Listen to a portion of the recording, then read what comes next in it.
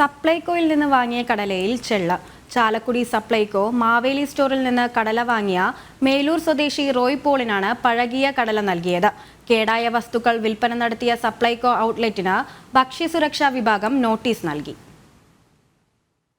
സപ്ലൈകോ ഔട്ട്ലെറ്റിൽ നിന്നും വാങ്ങിയ കടലയാണ് ഉപയോഗശൂന്യമായിരുന്നത്. പാക്കറ്റിൽ മുഴുവൻ ചെള്ളരിച്ച കടലകളായിരുന്നു. മേലൂർ സ്വദേശി റോയി പോളിനാണ് സപ്ലൈകോയിൽ നിന്നും പഴകിയ കടല നൽകിയത്. ആകെ ഉണ്ടായിരുന്ന ഒരു പാക്കറ്റാണ് ഇദ്ദേഹം കഴിഞ്ഞ ദിവസം വാങ്ങിയത്. വീട്ടിലെത്തി തുറന്നു നോക്കിയപ്പോഴാണ് മോശമായ കടലയാണ് ലഭിച്ചെന്ന കാര്യം തിരിച്ചറിഞ്ഞത്.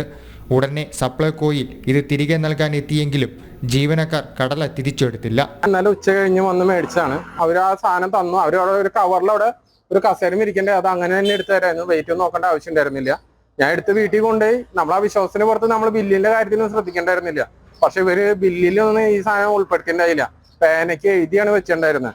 അത് വീട്ടിൽ ചെല്ലുമ്പോഴാണ് കാര്യങ്ങൾ വ്യക്തമാണ്. അവിടെ ചെന്ന് നോക്കി കഴിഞ്ഞപ്പോ ഇതിൽ ഒരു കടല പോലും കുത്തു വരാത്തില്ല. എല്ലാ കടലയും കുത്തു വന്നും ചെള്ളും നിറച്ച് പൊടിയായിട്ടുള്ള ഒരു സാധനമാണ് നമുക്ക് തന്നെ. അവർക്ക് റിട്ടേൺ ചെയ്യാൻ ഓപ്ഷൻ ഇല്ലാത്തതിന്റെ പേരിലാണ് അവർ ആൾക്കാർക്ക് കൊടുത്തു തീർക്കണത് എന്നാണ് അവർ പറയുന്നത്.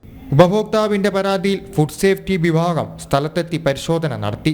സപ്ലൈകോ പ്രവർത്തിക്കുന്നത് മാനദണ്ഡങ്ങൾ പാലിക്കാതെയെന്ന് ഭക്ഷ്യസുരക്ഷാ വിഭാഗം കണ്ടെത്തിയിട്ടുണ്ട്. കേടായ വസ്തുക്കൾ വിൽപ്പന നടത്തിയ സപ്ലൈകോ ഔട്ട്ലെറ്റിന് ഭക്ഷ്യസുരക്ഷാ വിഭാഗം നോട്ടീസും നൽകി.